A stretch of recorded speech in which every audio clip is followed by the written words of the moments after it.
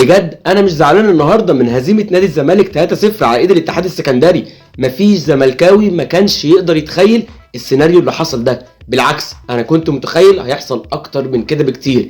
انتوا وصلتوا جمهور نادي الزمالك انه يبقى مش عايز يتفرج على نادي الزمالك. انا النهارده بامانه ما اتفرجتش على الماتش، يمكن كنت بتابع النتيجه بعد الشوط الاول 2-0 وعرفت النتيجه في الاخر 3-0، لان عارف هو ده اللي يحصل. ما ينفعش فريق يتجمع من يومين ببيان من مجلس اداره، بيان اقل كلمه ممكن اوصفه بيه انه بيان عشوائي بيخلي فريق الناشئين فريق 2005 يلعب ماتش من يومين، بيقولوا انت عندك ماتش مع فريق من دوري ممتاز من يومين.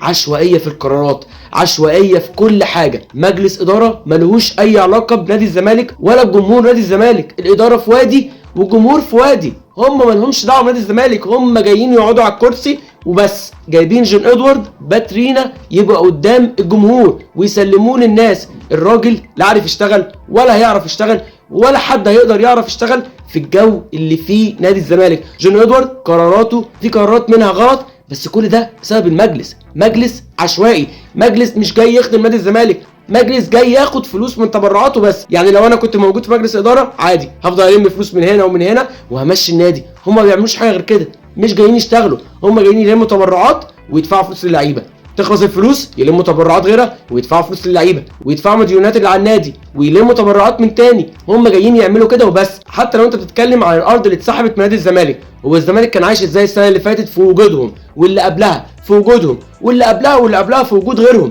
نادي الزمالك كان عايش من غير ارض وكان بيصرف وكان بيكسب وكان بيجيب بطولات. ايه موضوع الارض ده اللي انت معلق كل مستقبل نادي الزمالك عشان موضوع الارض؟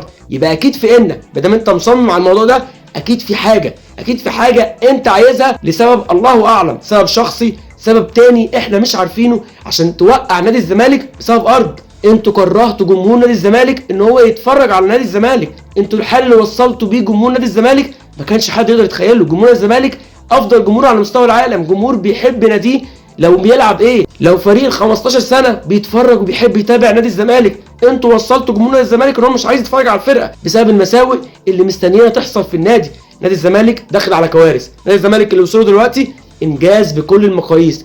الايام اللي جايه محدش عارف، مفيش مدرب، جون ادوارد عايز مدرب، الاداره عايزه مدرب، مفيش حد عارف نادي الزمالك راح على فين. ربنا يستر على نادي الزمالك من الناس اللي المفروض ان هي بتخاف على نادي الزمالك.